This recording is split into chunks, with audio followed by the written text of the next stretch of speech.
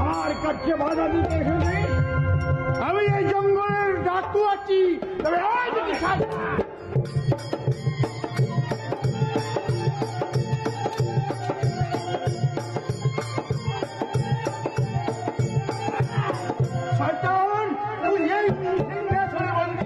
তোকে আমি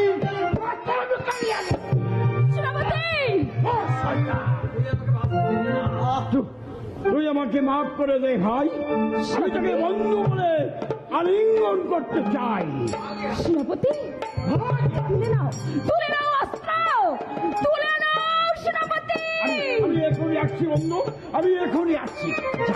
এই সুযোগে আমি মনে পড়ে একদিন তুই আমাকে চাবুকে মেরে মেরে আমার অসুস্থ বোনটাকে হত্যা করেছিলি, আর সেই চাবুকের ঘাগুলো আজও আমার হৃদয়ে যন্ত্রণা হয়ে বেঁচে আছে। কে তুমি যুবক? আজ তুমি আমাকে সাক্ষাৎ মৃত্যুর হাত থেকে বাঁচালে। জানো যুবক, আজ যদি আমার কাঞ্চন বেঁচে থাকতো তাহলে কত খুশি না সে হতো, কত খুশি না সে হতো। যুবক আছে মহারাজ, আছে, আপনার কাঞ্চন বেঁচে আছে। বললে তুমি আমার আমার কাঞ্চন বেঁচে আছে? হ্যাঁ মহারাজ। যুবক যাও যাও, যুবক যাও, তুমি যত শীঘ্র সম্ভব আমার হারানিধি কাঞ্চনকে আমার কোলে ফিরিয়ে দাও, ফিরিয়ে দাও যুবক।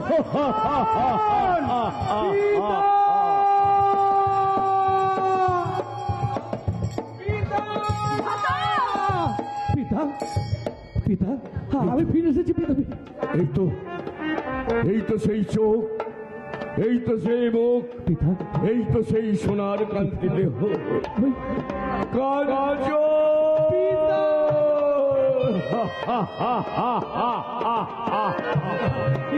কি অবস্থা হয়েছে আপনার পিতা? আপনি কাঞ্চন, পিতা, সব ঘটনা আমি তোমাকে বলবো, পিতা, কিন্তু সবার প্রথমে তুমি এসো আমার কাছে। আমি আজ আমার নিজের হাতে তোমাকে এই ধর্মরাজ্যের রাজ সিংহাসনে বসাবো।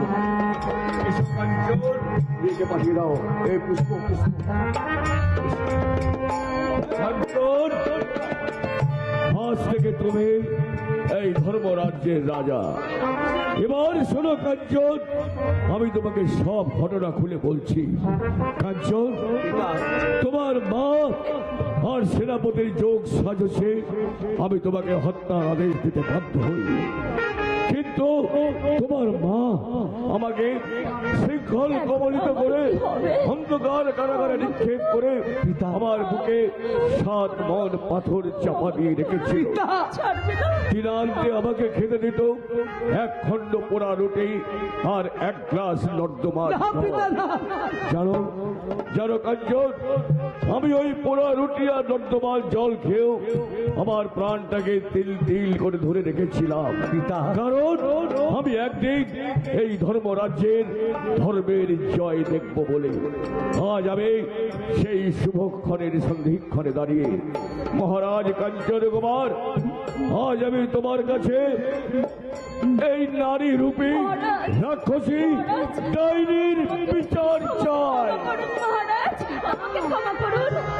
বিচার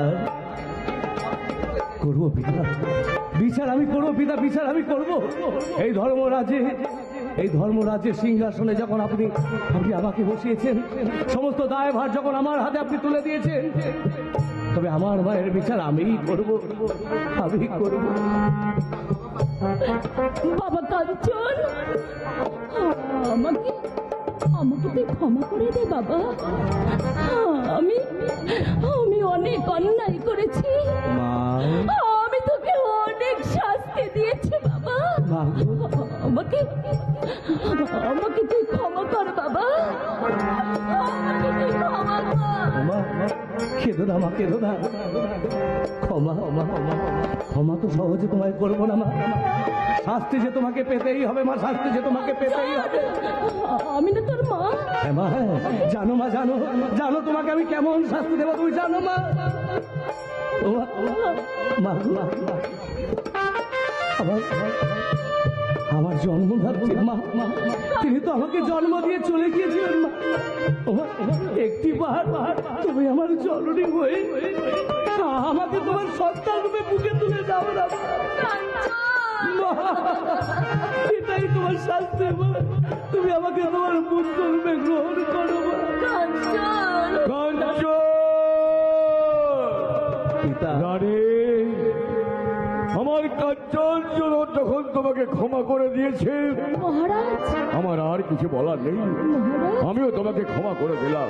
মহারাজ, রানী, তুমি অনেক কষ্ট আমাকে দিয়েছো রানী। মহারাজ, জানো রানী, আমি শৃঙ্খল কবলিত হয়ে অন্ধকার কারাগারে বসে প্রভু শ্রীহরির কাছে প্রার্থনা করতাম, ওগো শ্রীহরি, তুমি আমার রানীকে একদিন সুবুদ্ধি দিও, তার বল থেকে সব অন্ধকার তুমি মুছে দিয়ে আলোর উদয় ঘটিও। শোনো রানী, একটা কথা আমার শোনো,